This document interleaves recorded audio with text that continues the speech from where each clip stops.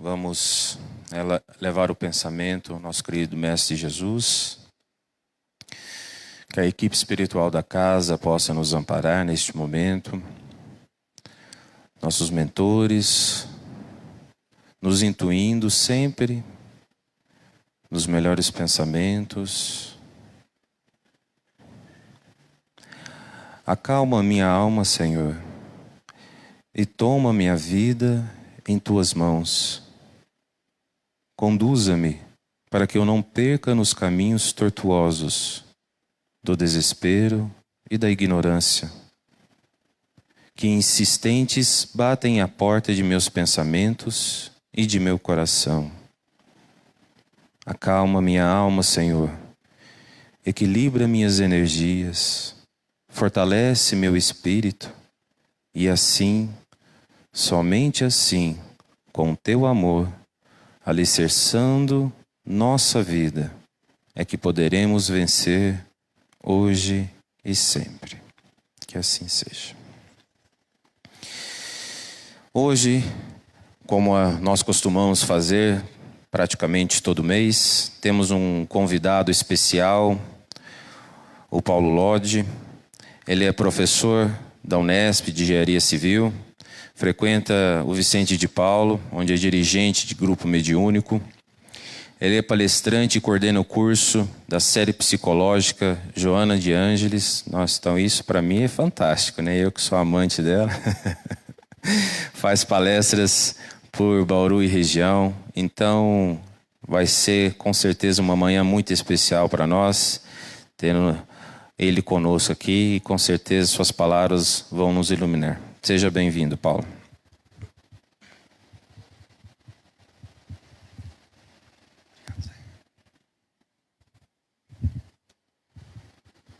Bom dia a todos. Que Jesus nos abençoe, nos ilumine no dia de hoje, em todos os dias das nossas vidas. Bom, eu trouxe um tema aqui para a gente conversar um pouquinho, a respeito do verdadeiro espírita. Então, o objetivo da nossa conversa aqui hoje é refletir um pouquinho na frase de Kardec em relação ao verdadeiro espírita. Alguém lembra qual é? Reconhece o verdadeiro espírita, o verdadeiro cristão, que é a mesma coisa, como diz Kardec, pela sua transformação moral e o esforço que emprega para domar as suas más inclinações. Isso está lá no capítulo 17, Sede Perfeitos, no item Os Bons Espíritas. E aqui eu grifei a transformação moral e as más inclinações. E eu vou explicar por quê. Bom, a primeira questão que a gente deve levantar aqui é o seguinte: como é que nós reconhecemos que nós estamos nos transformando moralmente, que a gente está mudando? E aí, na literatura espírita, nós vamos encontrar o Emmanuel no livro Opinião Espírita, que diz o seguinte: façamos reflexões a cada 3 anos. Ou seja, avalie como você estava há 3 anos atrás. Melhorou? Está no caminho certo. Está igual? Está feia a coisa. Precisa repensar a vida. Precisa repensar. E aí, o André Luiz, no livro Agenda Cristã, ele diz o seguinte, ele é mais radical ainda, que 1 semana de espiritismo deveria ser suficiente para mudar a nossa vida inteira. Por quê? Ainda mais hoje com a tecnologia, pessoas estão nos assistindo aqui agora, não puderam vir aqui, mas podem assistir depois, podem ver. Então não tem mais desculpa. Eu não tenho dinheiro para comprar livro, vai na internet, tem palestra. Então, André Luiz disse isso lá atrás, mais de 50 anos atrás. Mostrando que, ouvindo palestra, lendo livro, refletindo, conversando, participando, tem de haver alguma mudança. A gente tem que ser tocado em algum momento para efetuar essa transformação moral em nós. E aí vem a nossa reflexão. Vamos pensar um pouquinho sobre isso. Quanto tempo um atleta olímpico treina por dia? Vocês têm ideia? 8? Oi? No mínimo 8 horas, De 6 a 8 horas, pelo menos. Guarda esse número, tá? Quanto tempo um jogador da NBA, que é o basquete profissional americano, ele treina por dia? Vocês têm ideia? É bastante também. No mínimo 4, 5 horas. Qualquer atleta de alto nível deve treinar pelo menos 6 horas diárias. Tá? E aí, onde é que eu quero chegar com isso? Quanto tempo nós espíritas... Obrigado, Zé. Quanto tempo nós espíritas treinamos por dia para sermos pessoas melhores? Quanto tempo? Quanto tempo nós vigiamos o nosso pensamento, a nossa boca, a maledicência, treinamos os nossos ouvidos para ouvir os nossos irmãos, tentamos amenizar o nosso orgulho para aprender a perdoar? Quanto tempo por dia? Quantas horas? Vou melhorar a pergunta. Quantos minutos? Então vejam, essa reflexão é importante, porque senão nós vamos fazer da nossa reencarnação atual a mesma coisa que fizemos no passado. Nós vamos adentrar ao movimento igrejeiro. E quando eu falo igrejeiro, não é crítica a nenhuma religião. Igrejeiro no sentido do quê? Eu venho à igreja, eu venho ao templo, eu venho ao centro espírita, eu assisto palestra, eu faço palestra, eu tomo passe e durante a semana eu volto a ser uma pessoa do mundo, fazendo tudo errado. Mas aí naquele dia eu vou lá para aliviar a consciência. Como é que nós vamos sair dessa vida? Do mesmo jeito que entrou. Porque aí não tem mudança efetiva, moral. Tá? O pessoal confunde muito essas coisas. O pessoal acha que reencarnar é evoluir. Não. Depende do que você vai fazer na reencarnação. Porque se for para reencarnar e ficar do mesmo jeito, nós estamos perdendo tempo. Né? Então, olha só. Retomando a frase. Reconhece o verdadeiro espírita pela sua transformação moral. E o esforço que faz para domar as suas más inclinações. Muito bem. Vejam, percebo que a frase de Kardec, ela só faz sentido se nós nos concentrarmos na segunda parte, ou seja, em domar as más inclinações. Por que isso? Pelo seguinte, porque uma vez domando as más inclinações, nós estaremos nos transformando moralmente. É ou não é? Porque se eu consigo domar o meu orgulho, veja, eu estou dizendo domar, não é transformar. Porque tem muita gente iludida aí achando que vai pegar o orgulho e vai transformar em humildade numa encarnação apenas. Isso não vai acontecer. Tem muita gente achando que por fazer muita caridade, ele já se tornou bondoso. Ele não é mais egoísta. Mas esquece a quantidade de selfies que ele tira com um monte de gente pobre ao seu lado. Só para mostrar o quê? Mostrar com a esquerda o que fez com a direita. Isso é caridade? Ou é projeção do ego? Ou é vaidade? Então, precisamos aprender a domar as más inclinações. Porque domando as más inclinações, eu vou melhorar moralmente. E veja que Kardec é muito sábio, porque ele diz assim, domar. O que é domar? Domar é colocar um freio. É segurar. É não deixar descambar. É só pensar na analogia de um cavalo selvagem. Para você domar um cavalo selvagem, você precisa colocar umas coisas nele, colocar um pouquinho de força e ser um pouquinho rígido. Tá? Aí vem a segunda questão. Como é que eu faço isso? É fazendo bastante palestra? É assistindo muita palestra? É tomando muito passe? Quantos passes eu tenho que tomar para melhorar? Quanta água fluidificada eu tenho que tomar? Tem gente que já tomou uma caixa d'água de água fluidificada e não consegue melhorar.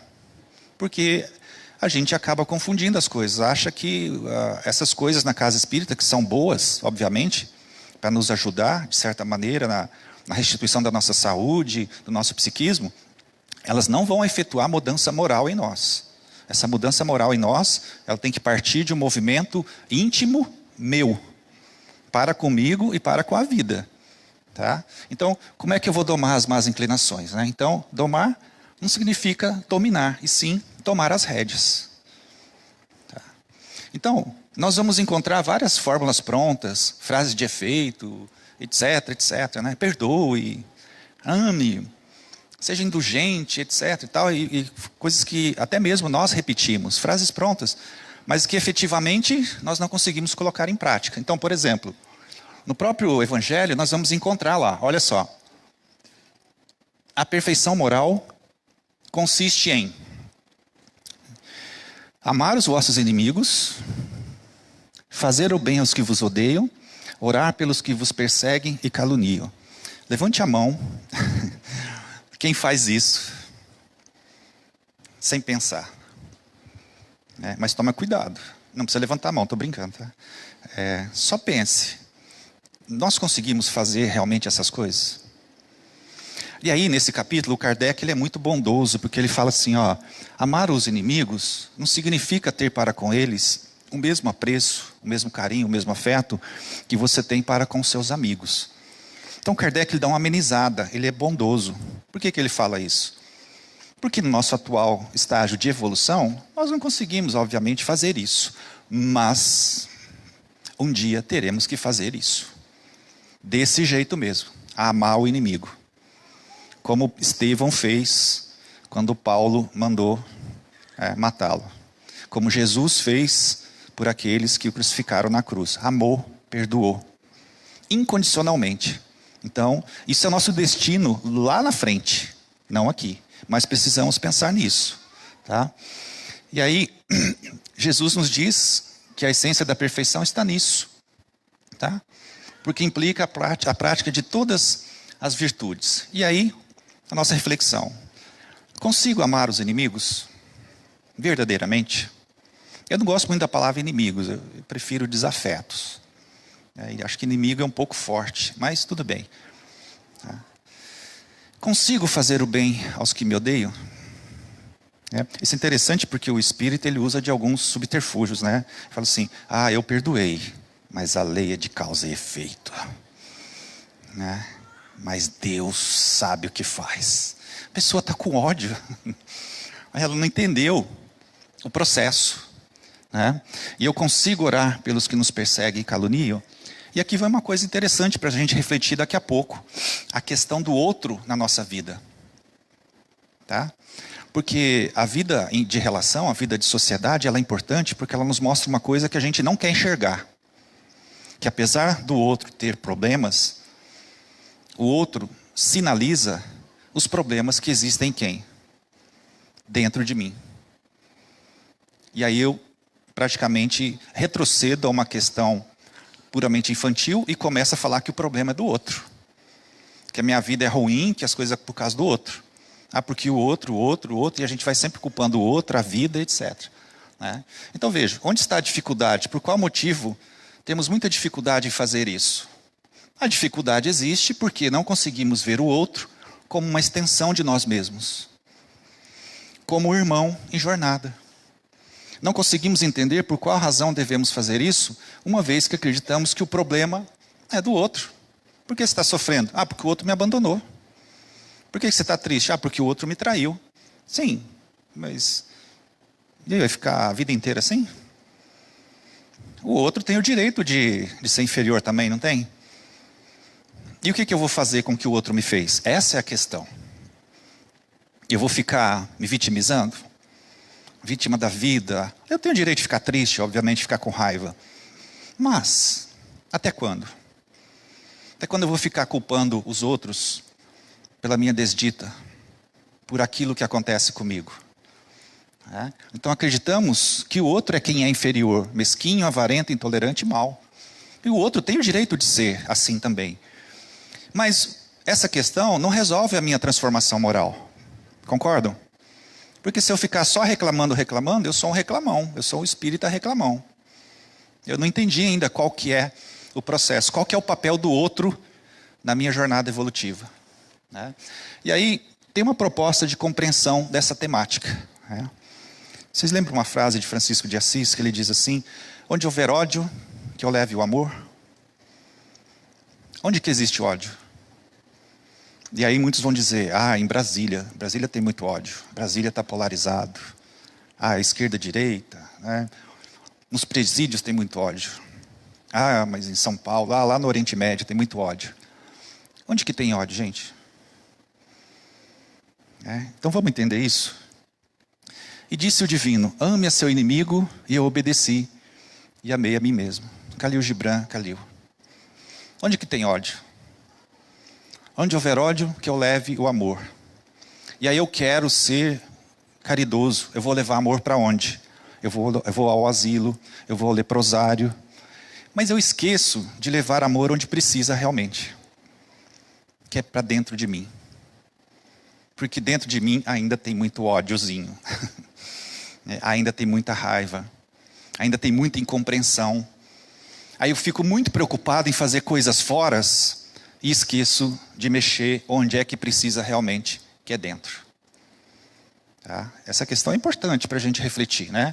Então, olhar para dentro de mim mesmo e reconhecer que o inimigo é interior. Né?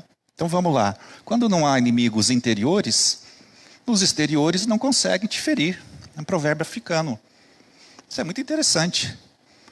Então, se alguém vem e começa a te xingar, a te difamar.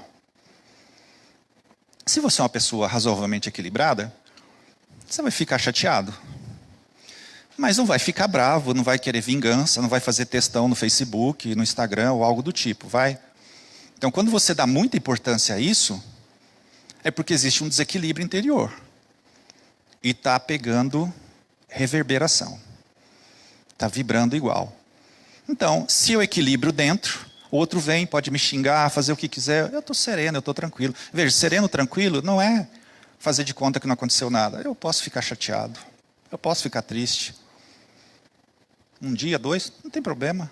Porque nós somos humanos, mas em determinado momento a gente nem vai dar atenção para isso. Né? Então, vejam, reconhecer que se eu conseguir domar a má inclinação que existe em mim, o que acontece fora não vai me afetar. Qual que é a má inclinação? Então, se eu sou muito orgulhoso, e a pessoa vem e começa a falar, mas você gosta de fazer palestra porque você é vaidoso. Aí eu falo assim, você é maledicente, hein? Não, eu faço palestra porque eu sou um servo do Cristo. Servo do Cristo? Será? Será que realmente eu não estou usando a tribuna espírita para me promover? Ao invés de promover a doutrina espírita, ao invés de promover uma reflexão? Então, se eu entendo que eu preciso domar a inclinação, eu vou refletir. Falar, não, peraí. Será que eu estou fazendo realmente isso? Será que a minha vaidade e a minha autoestima é tão baixa que eu preciso dos holofotes espíritas, o aplauso das pessoas para me sentir bem? Aí eu vou refletir e pensar nisso. Aí eu estou domando a má inclinação. Agora, se eu já saio no contra-ataque falando, você que é inferior, você tem inveja, só porque eu faço palestra, ou só porque eu dou curso, só porque... Calma, precisamos olhar. Senão a gente é tomado por instintos inferiores. Né? E aí o Chico diz isso, né? Aprendi a deixar os dias mais leves, comecei a acreditar que ser feliz é descomplicar a vida pelo lado de dentro. Aí eu vou começar a entender essa temática e começar a olhar para dentro e falar, olha, onde que está a má inclinação aqui, que eu preciso aos poucos ir trabalhando, ir domando. Né? Então, se cada um de nós consertar de dentro o que está desajustado, tudo por fora estará certo. E aí no dicionário titiririquês, seria o mesmo que precisamos descoisar as coisas que estão coisadas para que não fiquemos mais coisados ainda. Dá para entender? Está coisado dentro de nós. Tem que descoisar. E o que é descoisar? Descoisar é tirar essa ilusão de que nós já somos bons e que o outro é que é inferior e que a nossa vida está uma desgraça, que o mundo está desse jeito por causa dos outros. E que eu não tenho parcela de culpa nenhuma nisso. Tá? Então, olha só. Uma vez aceita essa proposta, aí eu vou retomar a questão anterior. Qual que é a questão anterior? Né? Como é que eu vou domar as más inclinações se eu não as conheço? Né? A frase do Kardec é bonita, né? Em domar as más inclinações. Então, pergunta. Quais são as más inclinações? E olha, isso é interessante porque quando você faz essa pergunta, você logo pensa nas más inclinações de quem? Do outro. É porque o outro que é inferior, não é? Aí, se você é casado, você começa a pensar no meu marido, minha esposa, mas meu cunhado, mas minha sogra, o pessoal é difícil, né? O karma essa família. Só que às vezes você é o karma da sua família. Já parou para pensar nisso? Que sem você lá, a família seria muito boa, mas você está lá. Aí você é o ponto desagregador que questiona, que briga, que bate porta, enfim. né? Então, como é que eu vou domar as más inclinações se eu não as conheço? E aí, ou se eu acho que conheço e acho que está tudo bem. Não, mas eu me conheço. Eu sei onde é que está o problema. Então a pessoa finge que se conhece e finge que está tudo bem. Ou pior, se eu acho que estas, né, as más inclinações, só existem nos outros. Isso é muito comum. A gente achar que o problema é sempre o outro na nossa vida. Então aí está a grande ilusão da criatura humana. Achar que se conhece e que o problema é sempre o outro. O mundo, a vida, etc. Que o movimento espírita está errado, que, enfim, o Brasil está errado, que eu nasci na cidade errada, que eu nasci no corpo errado, na família errada, enfim. Tá? E aí, urge que façamos uma viagem ao nosso interior para verdadeiramente nos conhecermos. A gente não se conhece. Verdadeiramente, não. E é por isso que a Joana de Ângeles, ela escreveu a série psicológica. O Divaldo informa que ela passou mais de 50 anos estudando no plano espiritual, psicologia, psiquiatria, para trazer a série psicológica ao mundo. Por quê? Porque ela percebeu que o movimento espírita não entendeu o que é reforma íntima. O pessoal acha que reforma íntima é sair por aí fazendo caridade. É sair por aí fazendo sopa, é sair por aí fazendo doação de alimentos, cesta básica, atendimento fraterno, etc. Tá. Ok, essas coisas são importantes, ninguém está dizendo que não é, são importantes e nós devemos fazê-las. Mas nós devemos fazê-la com o sentimento de olhar para o nosso semelhante e fazer com que aquilo nos toque intimamente. Fazer com que aquilo promova alguma mudança efetiva dentro de mim e não virar um mecanicismo. Tem gente que é profissional da caridade. Me desculpe a forma dura de falar isso, mas tem gente que faz caridade material e continua sendo idiota. Continua sendo maledicente. Continua sendo adúltero. E daqui não tem nenhuma crítica da minha parte. Quem quiser ser, seja, não tem problema. Mas, de novo, se continuarmos dessa maneira, estamos perdendo a nossa reencarnação. Basta ler o livro Voltei. Ontem no evento na nossa casa espírita, nós comentamos bastante sobre isso. Qual que é a temática do livro Voltei, do irmão Jacó? Frederico Figner. Um homem muito rico, que fazia muita caridade e desencarnou muito mal. Por quê? Porque ele trabalhou sempre onde? Fora. Nunca parou para olhar para dentro dele. Nunca parou para olhar as dificuldades interiores que ele tinha. Que muita coisa que ele fazia era por vaidade. Ele queria o aplauso. Ele queria o reconhecimento. E muitas pessoas acham que fazer muitas coisas fora, ela vai evoluir moralmente. Não é assim que funciona. Nós vamos chegar nesse ponto. Tá? Então olha só, lá no templo de Delfos está escrito, né? Homem, conhece-te a ti mesmo e descobrirá os deuses e o universo. Isso aqui está na doutrina espírita, né? Na questão 919, onde Santo Agostinho analisa isso, e eu não vou me demorar nessa questão, tá? E aí, a pergunta que nós temos que fazer é assim, por que é importante que nós nos conheçamos? Por que é importante que eu conheça a mim mesmo? Porque, conhecendo a mim mesmo, eu posso identificar vícios e virtudes. Aí o que eu vou fazer? Deixa a virtude lá. A virtude já está lá. A virtude é uma excelência do bem. Deixa a virtude lá. Onde você vai focar? No vício. Eu vou reconhecer que eu tenho vício. É esse vício que atrapalha a minha vida. Tá? E aí, conhecendo os meus vícios e virtudes, eu vou efetuar a mudança. A reforma e não ficar apenas na aparência. Se quiser. Mas se eu não quiser? Se eu não quiser, sua vida vai continuar do mesmo jeito. Né? Aí você tem que arcar com as consequências. Tá bom? Então veja, é importante que eu faça essa compreensão, porque senão eu vou ficar apenas na aparência. Né? Por exemplo, imagine uma reforma na sua casa. Quem já fez reforma sabe o transtorno que é. Né? Como é que fica a casa? Uma bagunça, uma sujeira, um monte de coisa. Então, quando você vai fazer uma reforma moral, você vai se deparar com coisas que você não quer. E vai virar uma bagunça, vai virar uma sujeira. Tá? Se você for fazer terapia, você vai ficar com ódio do seu terapeuta. Porque ele vai te falar coisas que você não quer ouvir. Né? Você vai ter que ter muita paciência para com o outro e para com você mesmo, e reconhecer que tem coisas que você nunca quis mexer e que não quer mexer, mas vai ter que mexer, né? Então, uma reforma na casa acontece isso, né? Mas imagine o seguinte: você vai reformar a sua casa, mas aí você faz uma reforma só na fachada, só na parte de fora. Aí você muda a fachada, você pinta de uma cor legal, aí a gente passa na frente e fala: nossa, que casa bonita. Mas quando você entra, né, tá cheio de coisa velha, teia de aranha, rato, barata, cano estourado, um cheiro horrível. E aí? É sincero isso? É verdadeiro? Não. É uma fachada. Muito bem. Tomando para o nosso campo pessoal. Quantas vezes eu quero parecer que eu sou bom? Né? Quantas vezes nós vestimos a máscara do bem para mostrarmos que somos bons?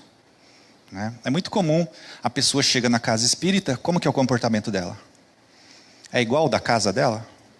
É igual do trabalho? A gente muda até a voz, né? Bom dia, amigo. Bom dia, irmão. Que Jesus te abençoe. Né? Vou contar uma história para vocês, ela é verdadeira, tá? Uma vez eu liguei para marcar uma palestra, e aí a pessoa que me atendeu, eu liguei: alô? A pessoa: alô. Eu falei: bom dia. Ele: bom dia. Eu falei: tudo bem? Ele: tudo. Quem está falando? Eu falei: é o Paulo. Que Paulo? O senhor pode falar que eu estou muito ocupado. Eu falei: então, é o Paulo Lodge. Eu só estou ligando para confirmar a palestra espírita da noite de hoje. Oi, Paulo. Tudo bem, meu irmão? Vejam como é interessante isso. Porque falou que é espírita, a pessoa: deixa eu pôr minha máscara aqui do bem. Né? Isso não é ruim. Por que não é ruim? É ruim se você acreditar que você realmente é aquilo ali. Mas não é ruim no ponto que, se eu entender que aquilo ali é o ideal, aí eu vou me esforçar para que no dia a dia eu chegue naquele ideal de ser bom, tanto quanto eu gostaria, tanto quanto eu gosto de parecer que eu sou, que é a fachada de fora. Tem gente que olha para o marido ou para a esposa na casa espírita e fala: meu Deus, queria tanto que essa pessoa fosse assim lá em casa. Né? Porque aqui no centro espírita é uma maravilha, né? Uma pessoa iluminada, chega lá em casa, vira um demônio, vira um Exu, que dá vontade de sair correndo, né? Muito bem. Eu sei que não é o caso de vocês, mas eu conheço algumas pessoas por aí assim.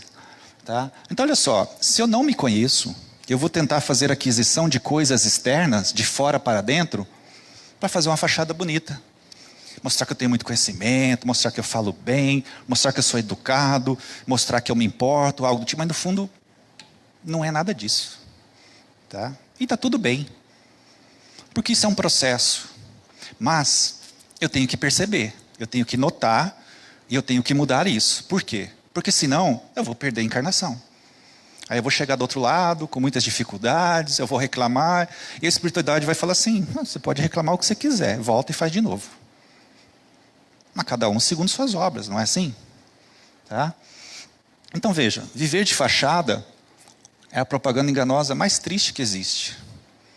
Tá? Antigamente o René Descartes, ele dizia essa frase, né? Cogito ergo sum, do latim, ou seja, penso, logo existo. E hoje em dia virou assim, ó: penso, faço um selfie, posto no Face, logo eu existo. Por quê? Porque eu preciso mostrar para as pessoas que eu sou uma pessoa descolada, que a minha vida é boa, que eu faço coisas legais, né? Que eu como coisas legais. Então veja, aí tem uma dificuldade, né? Não estou falando que fazer essas coisas seja ruim, mas o tempo todo, né? Então eu conheço pessoas que têm uma vida miserável. A família está caindo aos pedaços.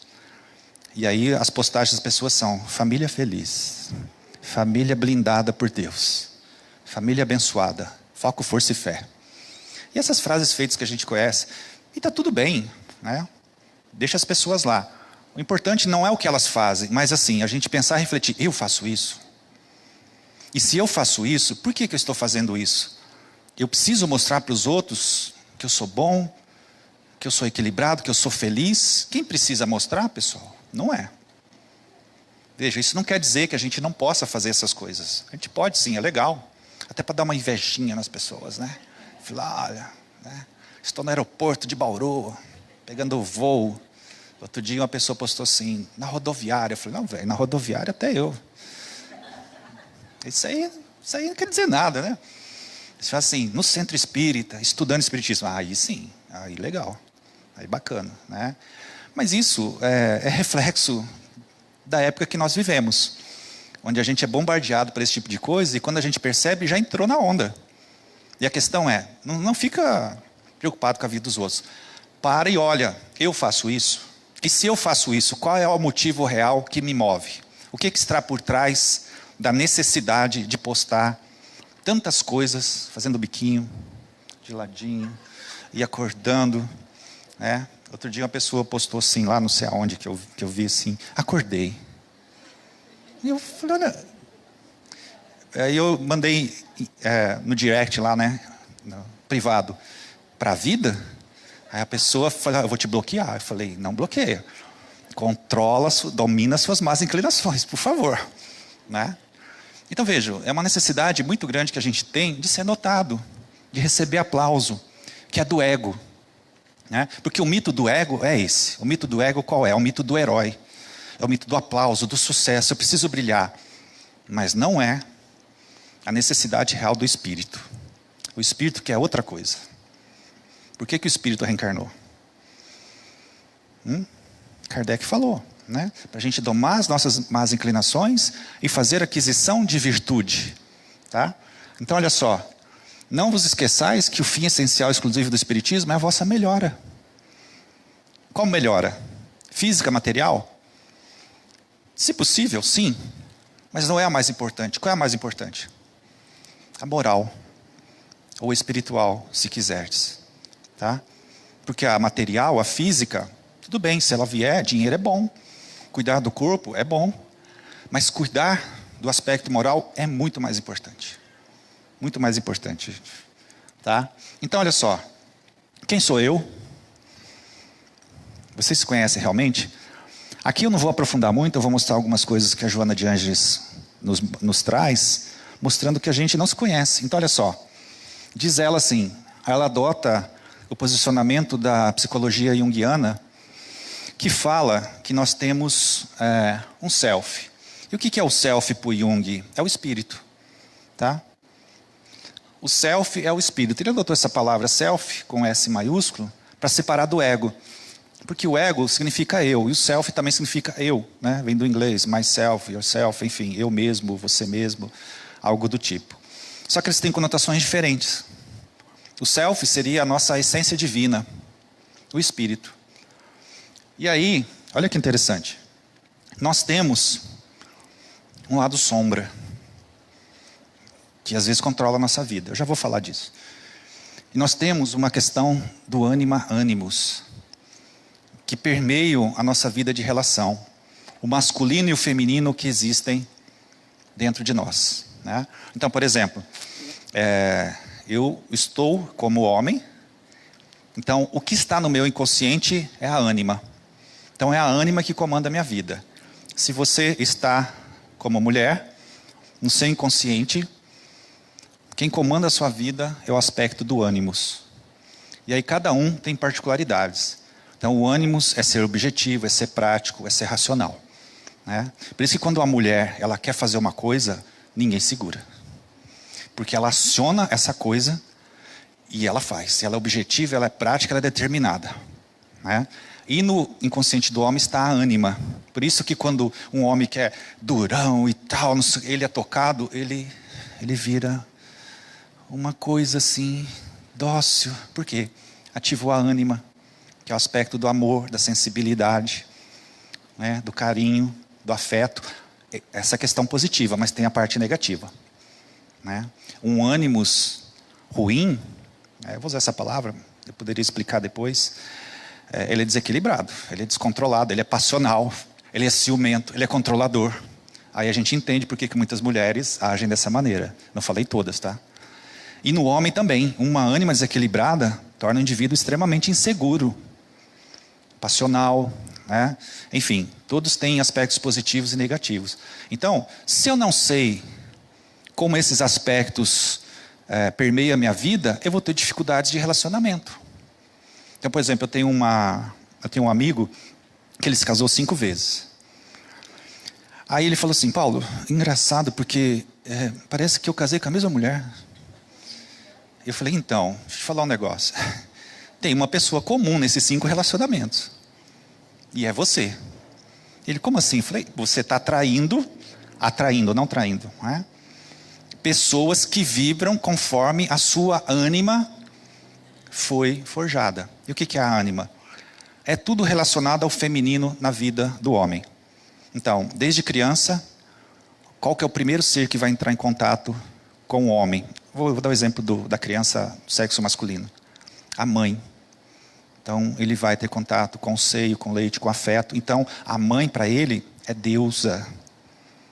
Né? E ele vai nisso até os 5 anos de idade. Ele não consegue diferenciar quem é ele, quem é o pai, quem é a mãe. Para ele é uma coisa só. Então, se nessa época ele tem problema de afeto, ele não consegue se sentir valorizado, e outras questões que envolvem o feminino, o modelo de mulher que ele vai formar, que ele vai eleger para a vida dele, é um modelo difícil. E para o homem também, e para a mulher também é a mesma coisa, né? Tanto é que eu tenho uma amiga que ela fala assim: meu Deus, por que só aparece tranqueira na minha vida? Nossa, mas eu tenho o dedo podre. A mulherada fala: eu tenho o dedo podre para homem. Assim, não é o dedo podre, é o seu ânimo que está... Porque você tem uma noção de masculino no seu inconsciente e você vai atrair esse tipo de homem para você. E aí a gente pode ter 2 escolhas.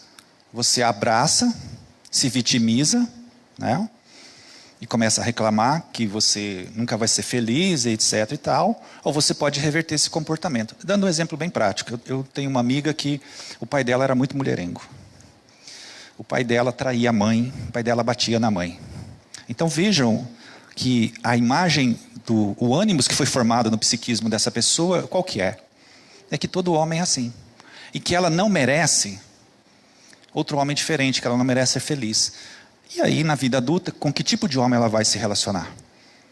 Desse jeito. Né? Então ela passa a repetir comportamento. Bom, como eu não fui amada, como eu não fui desejada, então... E aí ela continua repetindo comportamentos. E isso é muito interessante porque isso permeia todos os nossos relacionamentos da vida, principalmente os afetivos, homens e mulheres. E todos nós temos problemas com ânimo e com ânimos. Só perceber, só a gente olhar. Então eu posso escolher repetir comportamento ou posso escolher quebrar esse ciclo. Então, por exemplo, o homem que cresceu vendo o pai bater na mãe, ele pode falar, ele pode repetir comportamento. Então a mulher merece apanhar. Eu vou bater na mulher. É inconsciente. Ou ele pode quebrar o ciclo e falar assim: jamais vou permitir algo desse tipo. Né? E se rebelar contra homens que fazem esse tipo de coisa, que é um absurdo, obviamente, a gente sabe disso. Né? E por que isso? Porque existe um planejamento espiritual para todos nós, para que a gente reveja as nossas questões e a gente passe a ter um comportamento mais humanizado, mais cristão. Tá? Esse é só um aspecto, né? Vocês ficaram assustados aí que eu estou vendo. Vejam, aí nós temos o nosso consciente e temos o nosso ego. Né? O que é o nosso ego? É a nossa personalidade, quem nós estamos. Tá? E aí nós temos essa persona. O que é a persona? Persona é muito fácil de entender. Olha, por exemplo, quem está aqui falando para vocês agora? É o Paulo, palestrante, espírita. Então eu vesti a persona do palestrante. Né? Mas eu não posso usar essa persona lá no meu trabalho, vocês concordam? Por exemplo, eu chego para trabalhar amanhã, na segunda-feira, aí eu vou dar aula, e eu falo assim: vamos elevar nosso pensamento a Jesus? Os alunos vão olhar, endoidou.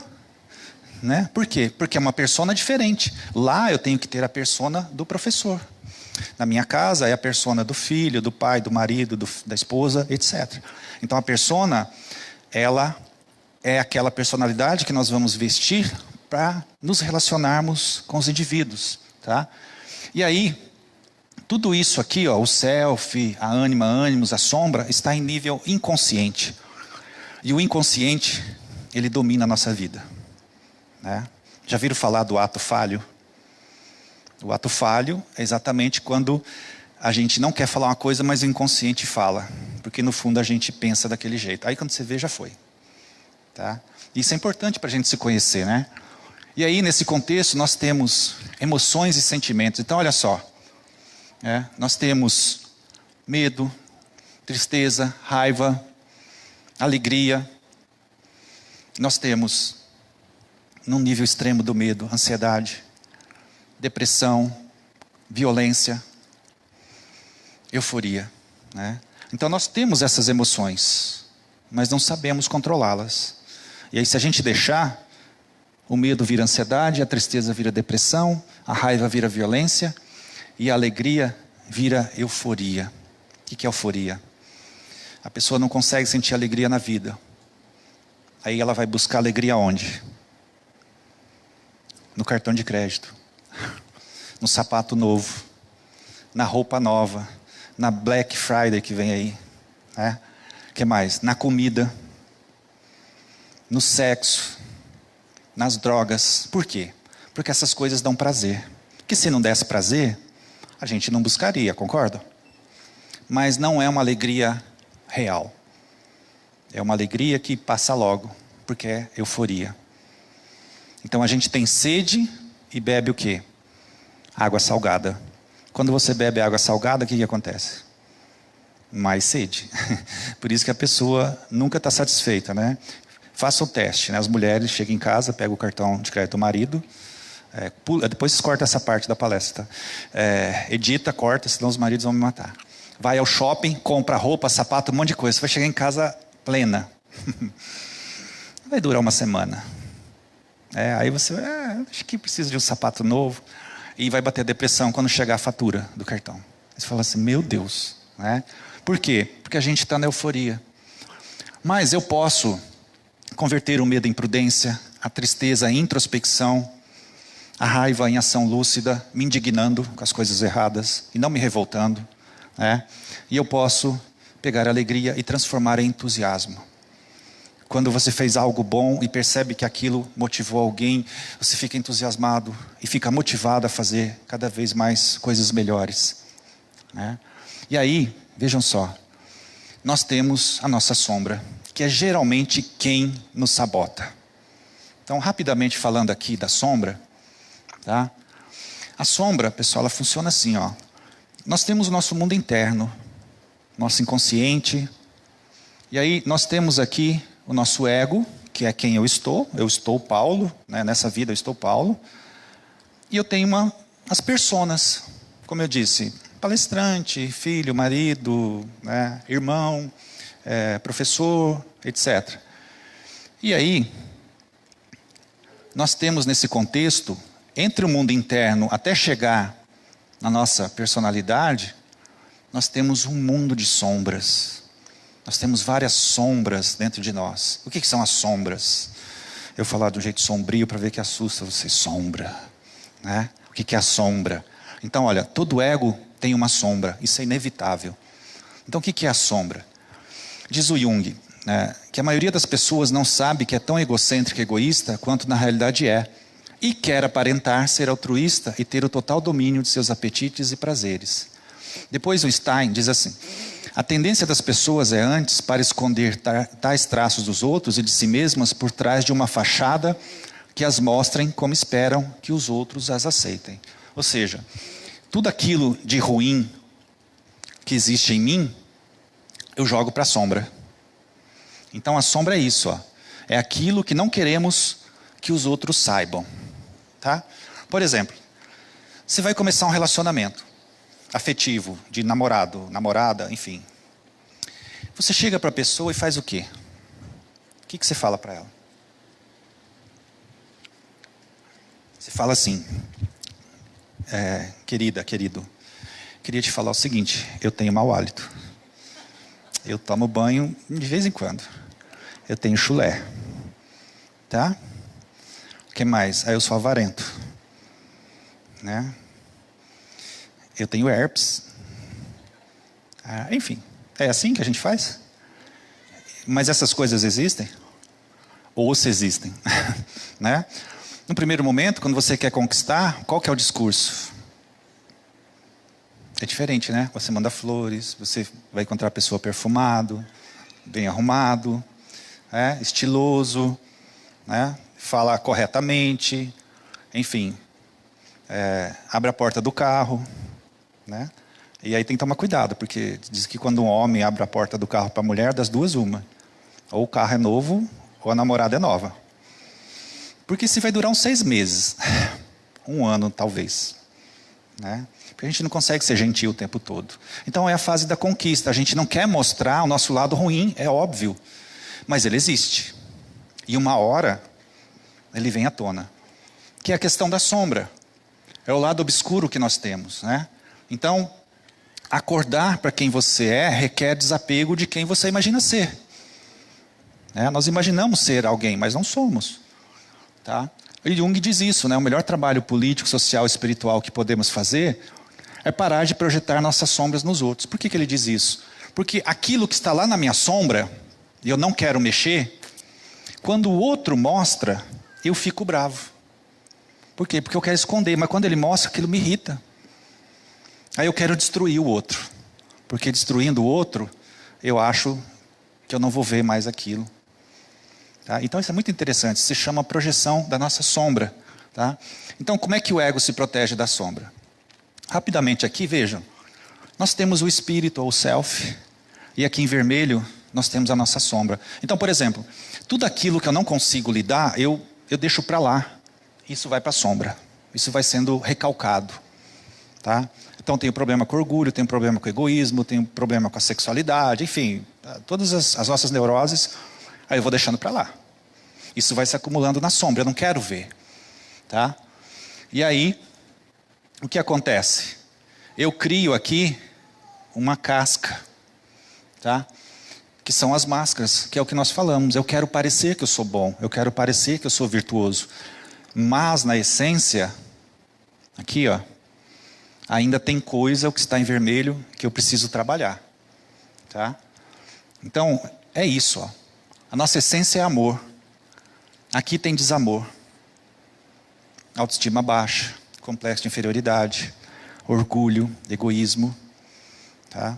E eu não quero mexer nessas coisas. Por quê? Porque dá trabalho. Dá muito trabalho. Eu não quero ter trabalho. Por quê? Porque é melhor que o outro mude, não é? Não é assim? Porque quem está errado nessa vida? Sou eu? Ou são os outros? É óbvio que são os outros. Eu não estou errado, eu sempre estou certo. Né? E aí, eu acabo criando sentimentos mascarados. Então, olha só para a gente ter uma ideia do que existe na nossa sombra, ó, são sentimentos que são resultantes do orgulho, do egoísmo e de recalques.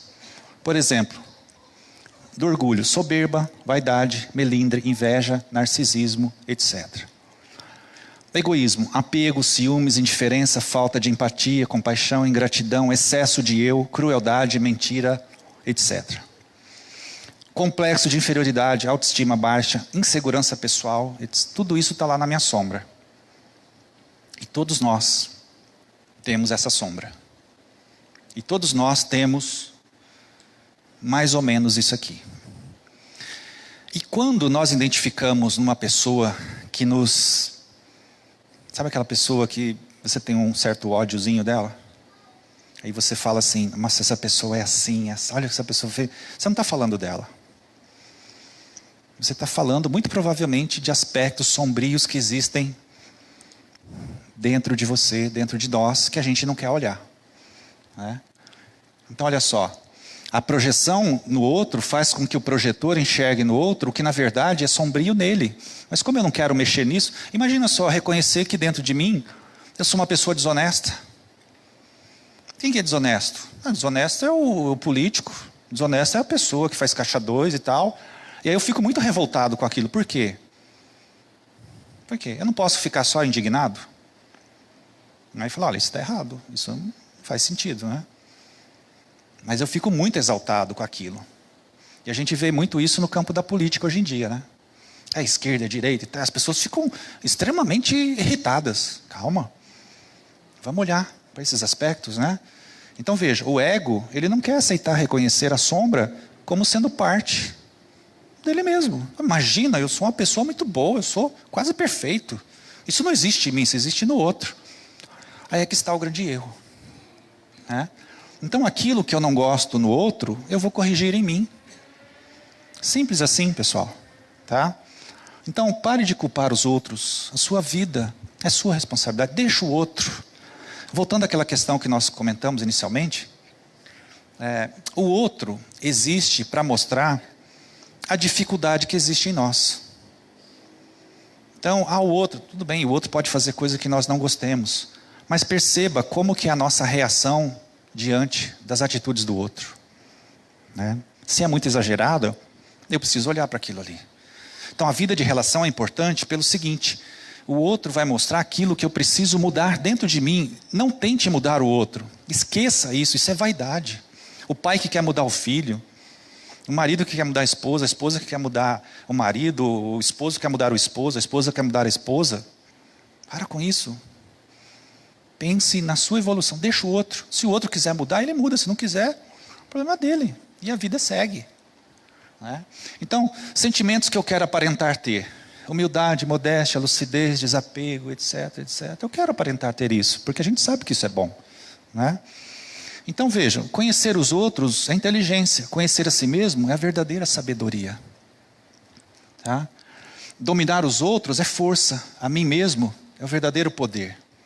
Então, sem autoconhecimento, né, nós ficamos como verdadeiros zumbis no movimento espírita. Ó, fazendo tarefas na casa espírita, fazendo sopa, caridade material, mas sem a justa noção de como lidar com nossas dificuldades interiores. Há muito tempo eu trabalhava numa casa espírita, uma pessoa que era trabalhadora lá, ela brigou com outra assim na minha frente. Ela surtou, ela xingou, ela falou palavrão dentro da casa espírita. Quando ela me viu, ela falou assim: ai, você me desculpa, mas a pessoa é difícil, né? Veja que interessante, não é? A primeira análise que a gente faz assim: a pessoa é difícil. E ela virou para mim e disse assim: mas eu já estou fazendo prece para ela. Eu estou imaginando figuras de luz para envolvê-la, ela, nessa escuridão. Eu falei assim: olha, quem está precisando de luz é você. E aí, vejam só, pessoal, só para a gente encerrando aqui nossa conversa, não devemos confundir mérito com evolução moral. A evolução moral está lá no que nós começamos a falar. Como é que eu sei que estou me transformando moralmente? Eu preciso aprender a domar as más inclinações. O que é o mérito? É eu fazer tudo o que eu faço na casa espírita, caridade, enfim. Isso me dá mérito. Ou bônus hora, se quiser. Mas isso não me transforma numa pessoa melhor. Transforma? Para eu me transformar numa pessoa melhor, eu preciso fazer um trabalho interno. Eu preciso melhorar as coisas dentro de mim. Né? Então, enquanto eu não mudar a minha parte interior, tudo por fora vai parecer ruim. Tá? E aí, é isso, né? A vida por fora de nós é a imagem daquilo que nós somos por dentro. Esteja tão ocupado melhorando a si mesmo, que não terá tempo para criticar os outros. Tá? Concluindo, pessoal, 2 minutinhos eu concluo. A nossa evolução se dá por transformação moral. E ela se dá em domar as más inclinações. E isso só é feito se eu efetivamente me conhecer. Esse autoconhecimento, no grupo de estudos da Joana de Ângeles, nós passamos 6 meses estudando o autoconhecimento. 6 meses. Tem gente que chora, tem gente que me odeia, tem gente que... Assim, é muito interessante, mas no final a pessoa ela fala: nossa, foi muito libertador, foi muito interessante. Né? E quem ganha com isso, obviamente, sou eu, porque eu aprendo muito com essas coisas. Então a nossa evolução, ela se dá por autoconhecimento. Se eu me acomodo, estou na zona de conforto. Tá? Aqui, eu vou pela lei do amor. Lei do amor, pessoal, não significa que não vai ter sofrimento. Sofrimento, ele faz parte. Tá? E aqui, obviamente, vai ter mais dor. Então veja, a vida começa no final da sua zona de conforto. Como diria Guimarães Rosa, o animal satisfeito dorme. A gente não pode dormir. Não pode se acomodar. Tá? Então a saída é para dentro. Tá? Então como é que eu realizo o autoconhecimento? Comece de novo. Por onde? Por dentro. Tá? Então, uma observação importante aqui para todos nós. Identificar os vícios e aquilo que está na nossa sombra não significa que você se conheça. Você identificou. Precisa aprofundar mais. Tá? Então, por trás de cada vício existe uma fantasia, algo mal resolvido. É nesse ponto que nós devemos chegar. Então, por exemplo, a pessoa percebe que ela tem autoestima baixa. Aí eu tenho autoestima baixa. Mas de onde que vem essa autoestima baixa? E o que essa autoestima baixa faz você realizar no dia a dia? Você não consegue falar não para ninguém. Por quê? Porque você está preocupado com a migalha de afeto do outro. Você prefere ser uma pessoa miserável, mas ter um pouquinho de afeto dos outros, e não consegue entender que você pode mudar esse comportamento. Então é isso. Fica aqui uma sugestão de leitura, o livro Autodescobrimento, uma busca interior, da Joana de Ângeles. E aí, tem meu contato, se alguém quiser algum material, posso enviar essa palestra, livros, em PDF. Se quiserem criticar também, não tem problema, tá bom? Pessoal, muito obrigado pela atenção de vocês. Que Jesus nos abençoe e ilumine hoje e sempre. Que assim seja.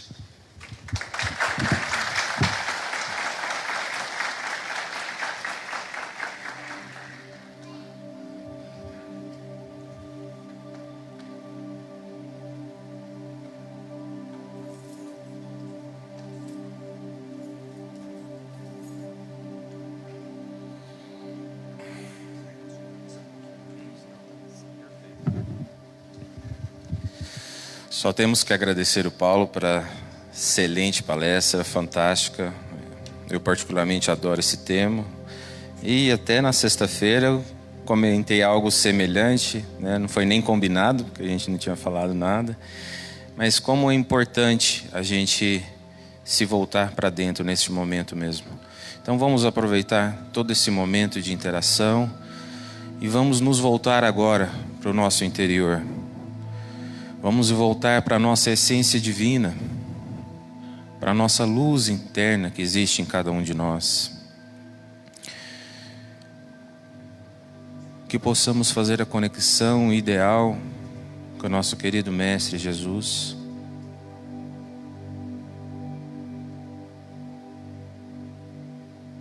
Que nesse momento cada um de nós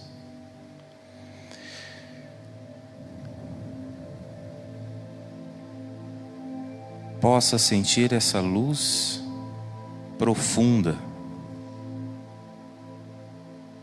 emergir gradativamente, ampliando cada vez mais. Que essa luz de nosso espírito envolva todo o nosso corpo.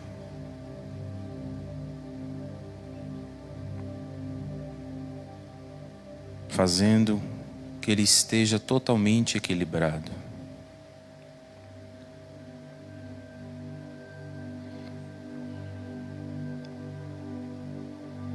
Que essa energia se manifeste cada vez mais, ampliando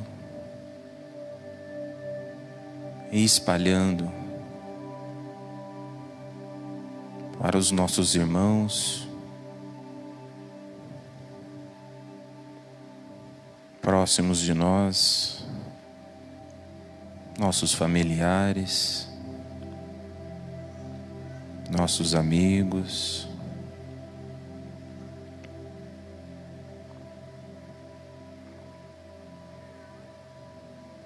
nossos companheiros de trabalho.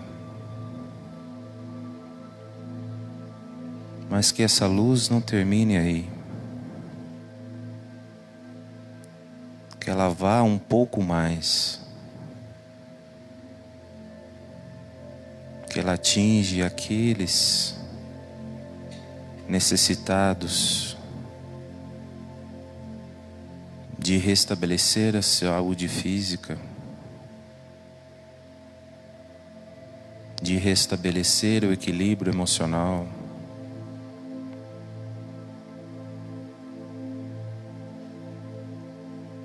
de restabelecer a paz interior.